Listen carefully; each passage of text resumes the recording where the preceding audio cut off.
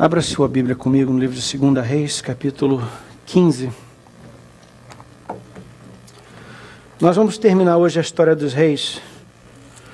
Já falamos no domingo passado sobre o fim do reino do norte, Israel. Hoje falaremos sobre o fim do reino do sul, Judá.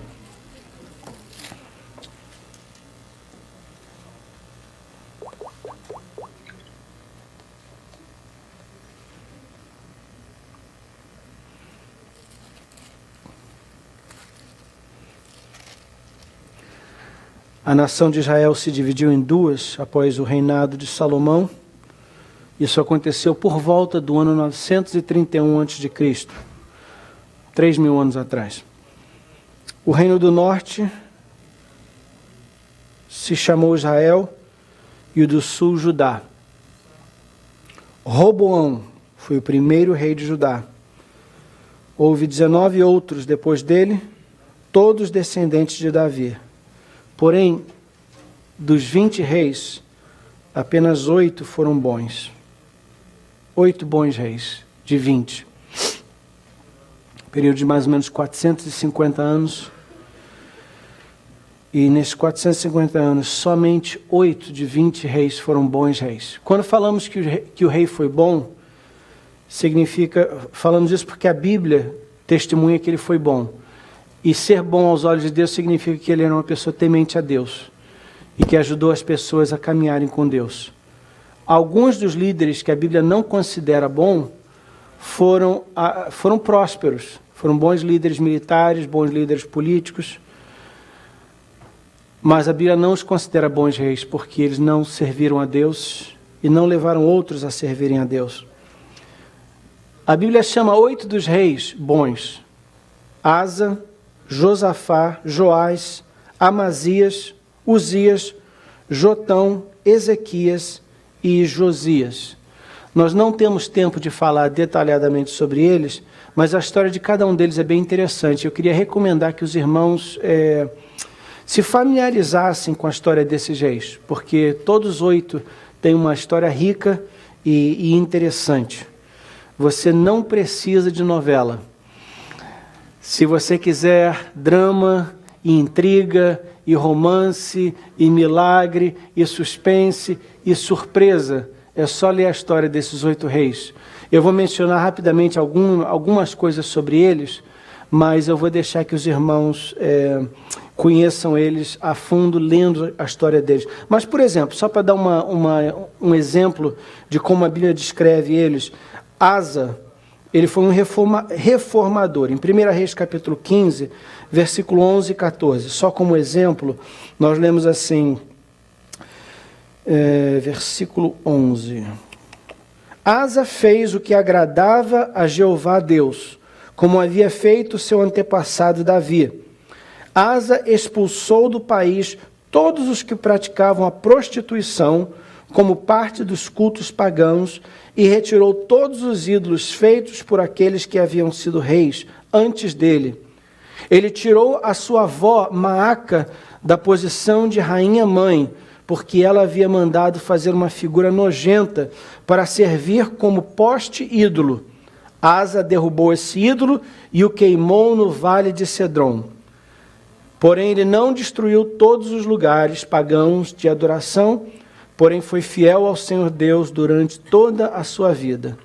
Asa colocou no templo todos os objetos que seu pai havia separado para Deus e também os objetos de prata e de ouro que ele mesmo havia separado. Então aqui o exemplo de Asa. Asa foi um reformador. Os reis antes dele não temeram a Deus e por isso desviaram a nação de Deus. E Asa então foi usado para reformar, para renovar o temor a Deus, o serviço a Deus, o culto a Deus. E por isso a Bíblia o chama de um bom rei. Ele então destruiu os ídolos, inclusive um ídolo que tinha sido feito pela sua avó. Quando o pai dele morreu, a avó dele tomou um cargo, não era um cargo, mas uma posição social de influência, e ela usou essa influência para incentivar o paganismo, o culto a outros deuses. Isso porque ela também era pagã, ela era uma estrangeira que não temia Deus, não temia Jeová. E quando ela usou a influência dela para para promover essa crença, essa prática pagã, ele depôs ela, removeu ela da posição dela de rainha-mãe e destruiu o ídolo que ela tinha criado, que ela tinha construído. Então nós vemos aí a coragem, a ousadia, a fidelidade dele a Deus. Ele foi um verdadeiro reformador, trazendo o povo de volta a Deus. Outro, Josafá, 1 Reis capítulo 22. Vá comigo agora para o capítulo 22, eu vou ler os versículos 42 e 43. A Bíblia diz assim, versículo 42. Como Asa, seu pai, havia feito antes dele, Josafá fez o que o Senhor Jeová considerava certo. Porém, os lugares pagãos de adoração não foram destruídos, e nele o povo continuou a oferecer sacrifícios e a queimar incenso. Josafá viveu em paz com o rei de Israel. Josafá foi um outro bom rei, e ele não foi um reformador porque o pai dele já tinha feito a reforma, ele simplesmente foi um bom líder. Ele foi um bom líder político e militar. Ele manteve a estabilidade, promoveu a segurança do país, a expansão do país, mas ele cometeu dois erros, digamos de passagem aqui. Número um, ele fez uma aliança com o reinado do norte, e durante o reinado de Josafá, no norte era o rei Acabe. Ele fez uma aliança com Acabe, fez amizade com Acabe, e isso trouxe problemas e dores de cabeça para ele. E não só isso também, por causa disso, ele entrou numa briga que não era dele. Acabe estava com uma guerra com um rei, um rei mais acima no norte, e Josafá, então, como a gente diz no português corriqueiro, entrou de gaiato e sofreu dano por causa disso. Então ele não foi um líder perfeito, mesmo assim foi um líder temente a Deus, um líder que buscou a Deus, um líder que ajudou o povo de Deus a seguir a Jeová. Então a Bíblia o considera um bom rei. Aí, nós não temos tempo para falar de todos eles, mas Joás, Amazias, Uzias, todos eles são reis interessantes, a história deles é bem interessante. Note que a maioria deles ou foram líderes ou foram reformadores. O que eu chamo de líder é uma pessoa que dirigiu a nação, que avançou os interesses da nação. Quando eu falo de reformador, é uma pessoa que entrou no reino, geralmente depois de uma série de reis que não temiam a Deus. Ele restaurou o culto a Deus. Então, alguns desses reis bons foram reformadores, outros foram líderes. Uma coisa interessante de notar, queridos, é que raramente você tinha dois bons reis seguidos um do outro. Geralmente tinha uma pausa, era um rei bom e diversos maus reis, e depois um bom rei novamente. A exceção é Asa e Josafá. Josafá era filho de Asa. E Asa, Deus abençoou Asa, dando a ele um filho temente a Deus, que continua as reformas que ele fez. Na maioria dos casos não foi assim. Um bom exemplo disso é Ezequias, o penúltimo rei nessa lista. Ezequias foi um rei que reinou bastante tempo. Ele teve um dos reinos mais longos de Judá. Eu não lembro agora exatamente quantos anos, mas foi coisa de uns 50 anos de reinado. Mas no final da sua vida ele ficou doente e ele orou e Deus deu a ele, estendeu a sua vida, mas nessa extensão ele cometeu alguns grandes erros. Ele se tornou orgulhoso, e uma das coisas que aconteceu durante esse período é que ele teve um filho, e o nome desse filho era Manassés. E Manassés reinou depois da morte dele. Manassés assumiu o governo. E Manassés foi literalmente o pior rei de Judá. O pior rei de Judá. Ele fez coisas terríveis, desfez tudo de bom que o pai dele tinha feito, ele desfez. E não só isso, ele cometeu um erro que na Bíblia é um dos piores pecados que pode acontecer, que é o derramamento de sangue inocente. Derramamento de sangue inocente, ou homicídio, assassinato. Muita gente morreu, muita gente inocente morreu durante o reino de Manassés. E Deus menciona ele especificamente. Quando Deus julga a nação, ele menciona especificamente que ele estava julgando a nação por causa dos pecados de Manassés. Então, muitas vezes um bom rei era seguido de um filho que desfazia tudo de bom que ele fez. E esse foi o caso com Ezequias. Nenhum desses reis foram perfeitos. Todos eles tinham calcanhar de Aquiles, vamos dizer assim. Tinham fraquezas e defeitos, uns mais do que outros. Como eu mencionei, Ezequias, por exemplo, ele, no final da sua vida, ele ficou orgulhoso e cometeu alguns sérios erros, e outros também. Mas tem um aqui em particular que eu quero mencionar, Jotão. Jotão, ele é diferente dos outros. Eu estou intitulando ele simplesmente de Jotão o Fiel. Isso porque a Bíblia não descreve nada sobre ele, não entra em detalhes no reinado dele. Tudo que a Bíblia diz que ele serviu a Deus fielmente. E ele, então, se destaca como um bom rei por ter sido fiel. Não sabemos exatamente o que ele fez, mas ele foi fiel. Note, queridos, que Asa, Josafá, Joás, Amazias, Uzias, Jotão, Ezequias e Josias foram bons por servirem a Deus e por servirem o seu povo. No entanto, eles estavam longe de ser perfeitos. E quando você lê a história deles, você vai às vezes até ficar surpreso de alguns dos grandes erros que eles cometeram. Ainda assim, eles eram homens tementes a Deus e que fizeram bem às suas nações. Então a gente se pergunta, considerando isso, será que eles foram bons mesmos? Por exemplo, em 2 Crônicas, capítulo 24, versículos 17 a 24, 2 Crônicas 24, 17 a 24, a Bíblia fala um pouquinho sobre Joás. Lembre que Joás é um bom rei. Mas olha só um pouquinho da história dele. Capítulo 24, versículo 17. Depois da morte de Joiada, as altas autoridades de Judá foram falar com o rei e se ajoelharam na frente dele em sinal de respeito. E o rei concordou com o que eles disseram. Aí o povo parou de ir ao templo para adorar o Senhor, o Deus dos seus antepassados. E começou a adorar os postes ídolos e outros ídolos. Por causa deste pecado, Jeová Deus ficou irado com o povo de Judá e com os moradores de Jerusalém. Mas o Senhor mandou profetas a fim de avisarem o povo que voltassem para ele. Porém o povo não deu atenção a eles. Joás tem uma história muito interessante. Quando o pai de Joás morreu, a avó dele assumiu, Atalia, ela assumiu o governo.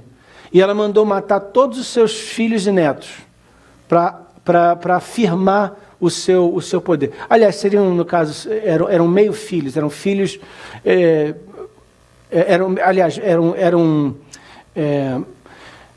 no caso, o filho dela morreu e eram parentes distantes.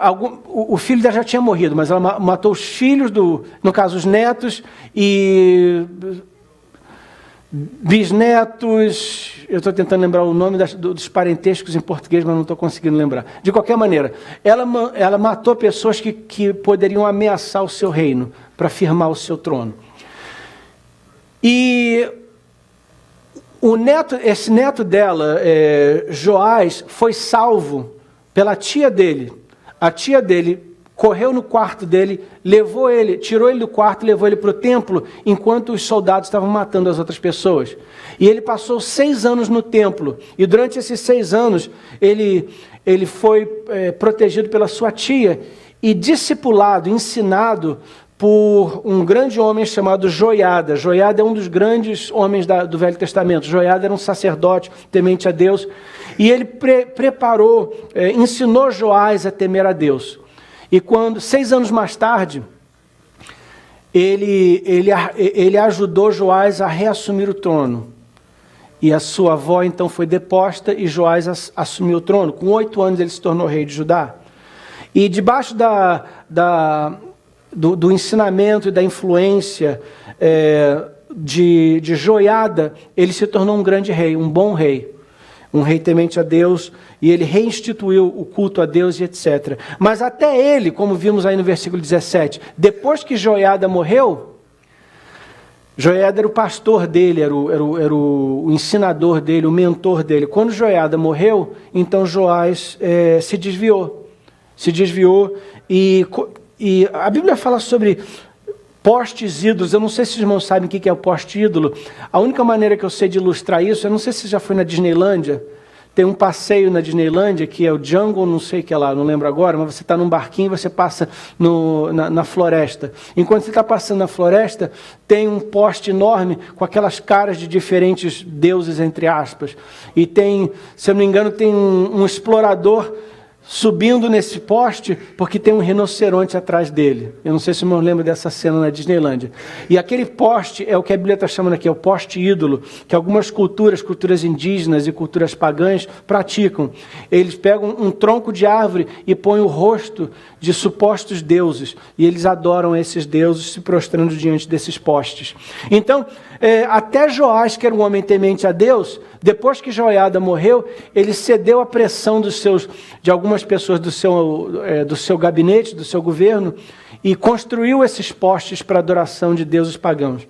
Então, queridos, vemos aí que mesmo os bons reis não eram perfeitos. Outro exemplo que eu já mencionei é Ezequias. Em 2 Crônicas, capítulo 32, a Bíblia fala assim, 2 Crônicas 32, versículos 25 e 26.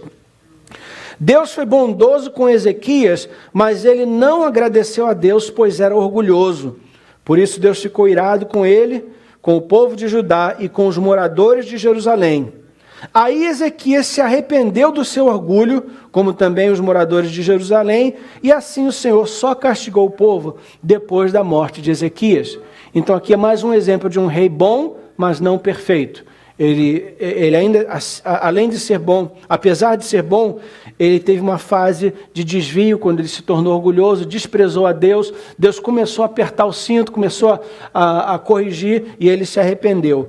E então Deus pôde voltar a abençoar a ele. Então, queridos, o que nós queremos dizer aqui é o seguinte, que mesmo os bons reis eram menos do que perfeitos. De repente a gente devia comprar essa camisa para todo mundo na igreja. Ela diz em inglês, man is imperfect, only God is perfect. O homem, o ser humano é imperfeito, só Deus é perfeito. Quantos dizem amém? Amém? E é bom a gente lembrar disso, queridos. É bom a gente lembrar disso. Que os homens, mesmo os bons, os líderes, os pastores, os missionários, os evangelistas, os líderes de louvor, as pessoas que a gente admira, intercessores, profetas e profetisas, mesmo eles têm também os seus defeitos. Isso não é, quando a gente diz isso, a gente não está se acomodando. Ah, todo mundo é imperfeito mesmo, todo mundo é, então eu vou errar também. Não, não é isso que eu estou querendo dizer. O que eu quero dizer é que a gente deve reconhecer que a única pessoa perfeita é Deus. E que o herói da Bíblia é Deus. Deus é o herói da Bíblia. O herói por trás de todas as vitórias na Bíblia é Deus. E o herói por trás de todas as vitórias na nossa vida também é Deus, queridos. Não é a nossa perfeição, nem o nosso esforço. É sim a grandeza, a bondade e a misericórdia de Deus. Eu quero falar sobre um outro grupo de pessoas durante esse período, um outro grupo importante também, que são os profetas. Os profetas. Deus enviou vários profetas para desafiar o povo a voltar para Deus. E é nessa época que Deus levantou pessoas como Joel, Oséias, Isaías, Miqueias, Naum, Sofonias, Abacuque, Jeremias, Daniel, Ezequiel, Obadias, Ageu, Zacarias e Malaquias. São esses os profetas em ordem cronológica, os profetas do Reino do Sul. E você, sem dúvida, vai reconhecer esses nomes porque são nomes dos autores dos livros da Bíblia. Os livros que nós conhecemos como profetas maiores e profetas menores. Falaremos sobre eles e os seus ministérios mais tarde. Mas esses homens viveram durante esse período. Já vimos que no norte teve Elias, Eliseu, Jonas. No sul tem essa série de profetas. É um grupo maior de profetas, mas todos esses profetas, tanto os do norte quanto os do sul, foram muito importantes. E o trabalho deles, a missão deles, o ministério deles era desafiar o povo a voltar para Deus. A voltar para Deus. 2 Reis, capítulo 17, versículo 13, é um resumo do ministério dos profetas. O resumo do ministério profético. 2 Reis 17, 13 diz assim: Jeová Deus havia mandado mensageiros e profetas darem o seguinte aviso a Israel e a Judá: abandonem os seus maus caminhos e obedeçam os meus mandamentos, que estão na lei que eu dei aos seus antepassados e que entreguei a vocês por meio dos meus servos. Está aí um resumo da mensagem de todo profeta. E ela se resume em duas coisas. Número 1, abandonem o pecado. Número 2, voltem para Deus. Número 1, parem de pecar. Número 2, obedeçam o que Deus mandou. Esse é o ministério profético. Eu aproveito aqui, queridos, para dizer o seguinte: é importante que a gente reconheça a importância do ministério profético e aceite esse ministério nas nossas vidas. Em Efésios capítulo 4, a Bíblia fala que Deus deu à igreja 5 ministérios para a edificação da igreja: o pastor, o evangelista, o mestre ou ensinador, o professor, o apóstolo e o profeta.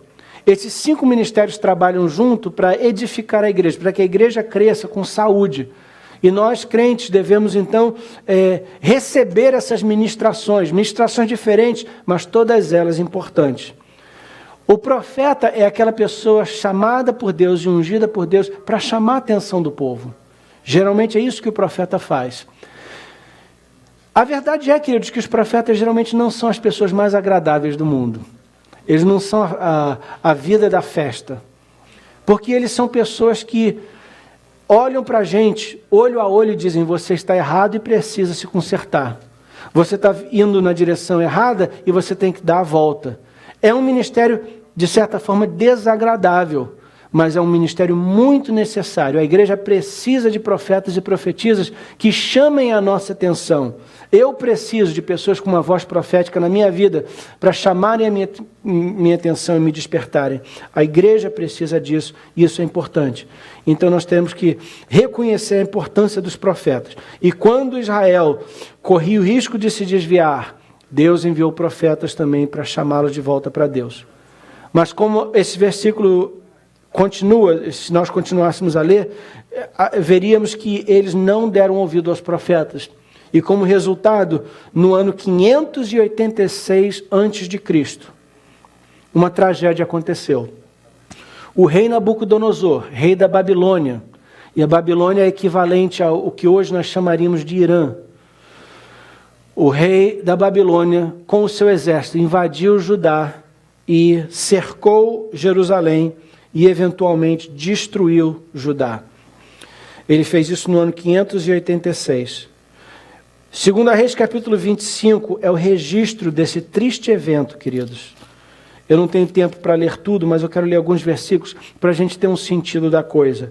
Segundo Reis, capítulo 25, versículo 1 diz assim: Zedequias se revoltou contra o rei Nabucodonosor da Babilônia.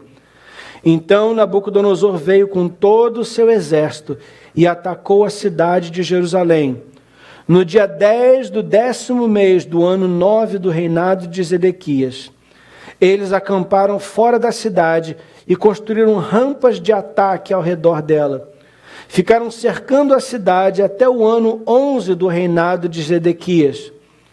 No dia 9 do 4º mês do mesmo ano, quando a cidade estava apertada pela fome e não havia comida para o povo, os babilônios conseguiram abrir uma brecha na muralha da cidade. Embora eles estivessem em volta da cidade, todos os soldados israelitas fugiram durante a noite. Eles saíram pelo caminho do jardim do rei e foram pelo portão que ligava as duas muralhas e fugiram na direção do vale do Jordão. Mas o exército dos babilônios perseguiu o rei Zedequias e alcançou-o na planície de Jericó, e todos os seus soldados o abandonaram. Rapidamente, deixa eu contar para os irmãos um pouquinho da história. A Babilônia se tornou o grande poder no Oriente Médio, e eles então conquistaram todos os países vizinhos, inclusive Israel. E eles puseram um rei em Jerusalém, sujeito à autoridade de Nabucodonosor. Mas esse rei se revoltou contra a Babilônia. Então ele voltou. Isso aconteceu 3 vezes. A primeira vez ele conquistou a cidade e levou tudo de melhor que tinha em Jerusalém, ele levou para a Babilônia. E foi nesse primeiro cativeiro que Ezequiel, o profeta Ezequiel foi levado para a Babilônia. Aí ele deixou Israel ainda intacta, só que sem ouro, prata, essas coisas, e também sem alguns dos profetas, as pessoas mais cultas, ele levou para trabalhar para ele na Babilônia. Quando houve essa rebeldia, ele voltou e mais uma vez tirou mais uma porção de gente. Foi nessa segunda ida que Daniel acabou na Babilônia. Daniel foi como escravo para a Babilônia nessa segunda extradição, nesse segundo cativeiro. Aí ele voltou para a Babilônia e deixou um rei novamente. Mais uma vez Israel se rebelou contra ele, declararam a sua independência. Aí ele voltou a terceira vez, e a terceira vez foi no ano 586. Aliás, ele chegou em 584. E eles cercaram. Nessa terceira vez, agora ele estava com raiva mesmo, porque já duas vezes ele tinha vindo e eles se revoltaram contra ele. Nessa terceira vez, então, ele cercou a cidade por completo e não deixou nada nem ninguém entrar ou sair da cidade. Imagine o medo e o sentimento de quem estava dentro da cidade.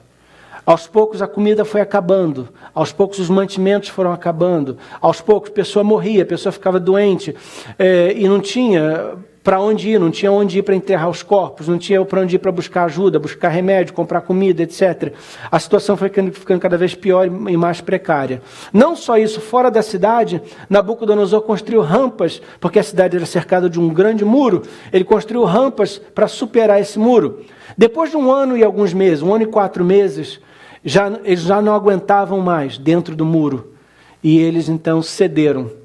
E Nabucodonosor e o seu exército conseguiu derrubar o muro, ou quebrar parte do muro e invadir a cidade. E essa foi a destruição total de Jerusalém. A cidade foi queimada, o templo foi derrubado, ouro, prata, tudo de valor foi levado, foi saqueado e levado para a Babilônia.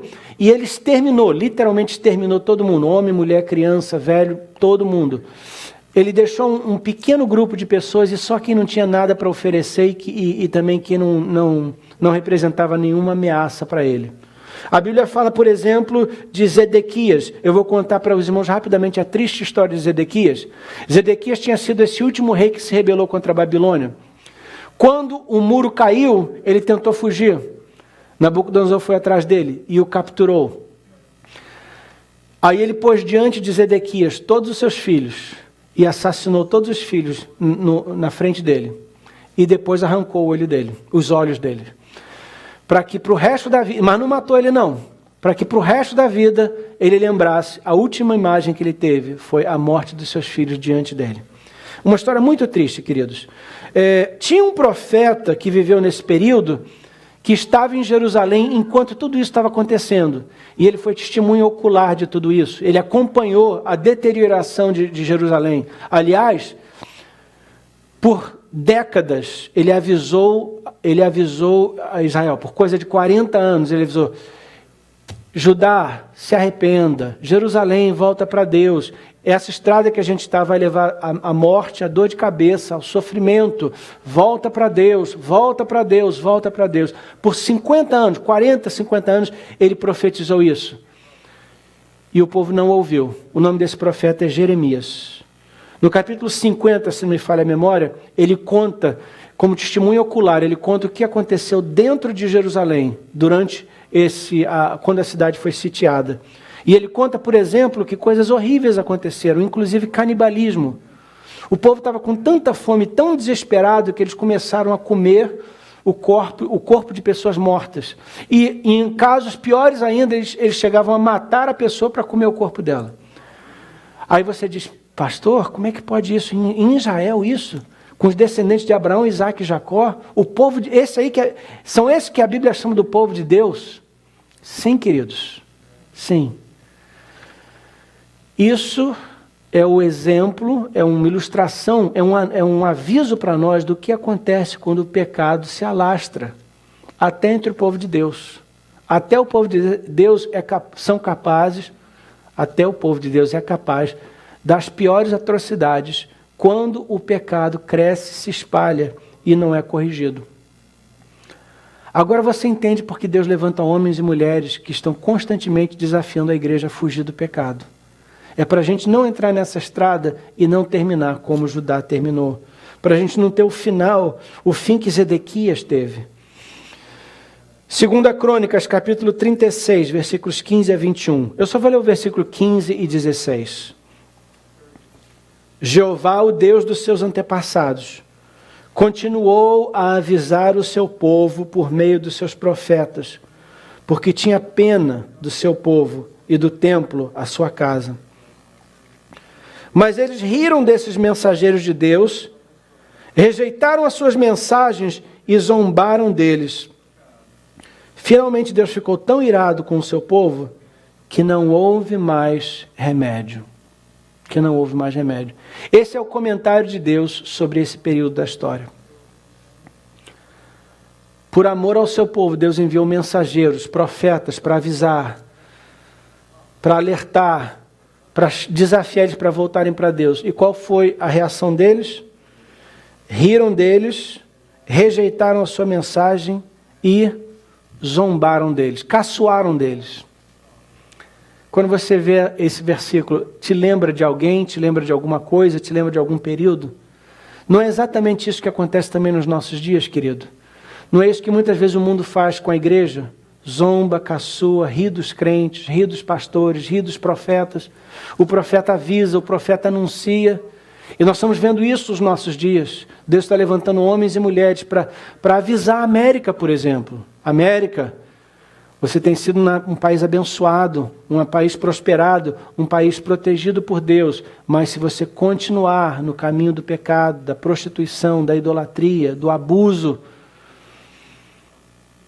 vai ter uma cobrança. O pedágio vai chegar, essa estrada tem um pedágio e vai ser caro. Os profetas se levantam no Brasil e anunciam para a gente. Se nós continuarmos abortando, as crianças inocentes, se nós continuarmos matando. Eu tenho um amigo que, ele é brasileiro, não está no Brasil, mas os irmãos conhecem, já teve aqui um saxofonista, Samuel Lima, e ele me mandou recentemente, alguns meses atrás, se não me engano foi ele, me mandou um link de uma filmagem que me horrorizou, queridos. Um jovem no Brasil, numa cidade, um vilarejo, uma cidade bem pequena, eu não lembro agora onde ficava, mas alguém estava com um telefone celular e filmou. Esse rapaz, um novo, não tinha mais de 18 anos. Foi pego roubando não sei o quê. E aí uma pessoa veio, aí cercaram ele, aí um dá um tapa, outro dá um tapa, aí outro vem, já joga uma pedra, aí ele caiu, aí começaram a chutar ele. Daqui a pouco veio um homem com um pedaço de pau e começou a bater. Ele, depois de tanto apanhar, ele se levanta, e ele está titubeando, ele está tonto, e vem alguém por trás dele e dá uma pancada. E você nota que, obviamente não dá para ouvir o barulho, mas você nota que provavelmente quebrou o pescoço dele e ele morre, ele cai ali morto. E eu fiquei horrorizado vendo aquilo, ficando, meu Deus. A tristeza de um governo que não provê ao seu povo um sistema de justiça, um sistema de cortes, de juízes, de advogados, de polícia, que evite que isso tenha que acontecer, que o cidadão sinta que tem que tomar a lei nas suas próprias mãos. Então um problema muito grande, mas um segundo erro em cima do outro, porque um erro não conserta o outro, é um povo que não tem respeito pela vida, e estão dispostos a matar uma pessoa sem um julgamento, sem uma defesa, sem nada. Uma criança, um homem de 18 anos. E supostamente o crime dele foi roubar, e eu pensei, então você corrigiu um roubo com um assassinato? Queridos, isso é o que a Bíblia chama de derramar sangue inocente, e a Bíblia chama isso de pecado. E esse tipo de coisa irrita Deus. Cada criança inocente que é assassinada através do aborto gera a ira de Deus. Então Deus levanta homens e mulheres que anunciam isso e avisam ao povo, gente, não vão por esse caminho. A prostituição, o adultério, o roubo, a mentira, isso é pecado. E isso gera a ira de Deus, e mais cedo ou mais tarde Ele vai julgar o pecado. E o mundo ri, o mundo caçoa, o mundo rejeita a mensagem. Que eu e você não sejamos como o mundo, mas que nós demos ouvido à chamada de Deus para vivermos vidas de justiça e fazermos o certo. Mas note, queridos, uma das frases mais tristes na Bíblia, o final desse versículo 16, 2 Crônicas 36, 16. Finalmente Deus ficou tão irado com o seu povo que não houve mais remédio. Repita essa frase comigo. Que não houve mais remédio. Mais uma vez. Que não houve mais remédio. Eu não sei se você sabe, mas é possível infringir a lei de Deus tanto e tanto e tanto que você chega a um ponto onde não há mais remédio. Alguém pode dizer assim, pastor, mas isso aí era no Velho Testamento. No Novo Testamento, dispensação da graça, não é diferente a coisa? Sim e não. É verdade que no Novo Testamento a graça superabunda, onde o pecado abundou, superabunda a graça. Mas até no Novo Testamento Jesus avisa, lembra? Ele fala, olha, cuidado porque tem pecado que não tem perdão. Tem pecado que não tem perdão. Então, queridos, a verdade é que existe sim um limite. E quando avançamos, quando vamos longe demais e passamos desse limite, sofremos a justiça de Deus. E nesse ponto não há mais remédio. Que Deus tenha misericórdia de cada um de nós, para que a gente nunca jamais chegue a essa condição onde já não há mais remédio. Vamos encerrar, queridos, voltando a nossa atenção para alguns rápidos versículos de conclusão. Gálatas 6, versículos 7 e 8 dizem assim, não se engane, ninguém zomba de Deus, o que uma pessoa plantar é isso mesmo que colherá. Se plantar no terreno da sua natureza humana, desse terreno colherá a morte, porém se plantar no terreno do Espírito de Deus, desse terreno colherá a vida eterna. Quando se planta pecado, se colhe morte. Quando se planta obediência a Deus, se colhe vida eterna. Eu já compartilhei esse poema com os irmãos, mas vou compartilhá-lo de novo, porque ele é um retrato da condição humana nos nossos dias. O autor diz assim, eu pensei que tinha para sempre, que o tempo nunca iria acabar, que o sol ia sempre brilhar, que uma nova chance sempre voltar.